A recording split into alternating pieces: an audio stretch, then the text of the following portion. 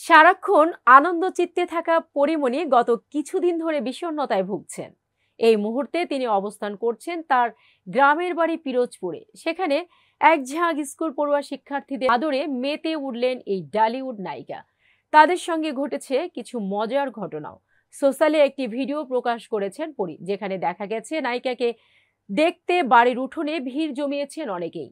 পাশের স্কুলের এক ঝাঁক শিক্ষার্থীও রয়েছেন সেখানে। পরীকে কাছে পেতেই সেলফি তুলতে ব্যস্ত হয়ে পড়ে তারা। ইউনিফর্ম পরায় এক ঝাঁক বালিকার এই ভালোবাসায় আপ্লুত পরীমণি। ভিডিওতে শোনা যায় সবার উদ্দেশ্যে পরীমণি বলছেন, ক্লাস ফাঁকি দিয়ে এসেছো, দাঁড়াও তোমাদের শিক্ষকদের কাছে নালিশ করব।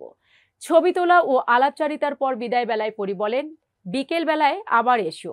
ভিডিও আপলোড দিয়ে তার ক্যাপশনে নায়িকা লিখেছেন, আমার জন্য সকাল সকাল নানুর বাড়ি উঠোনে একরাশ ভালোবাসার ছড়াছড়ি।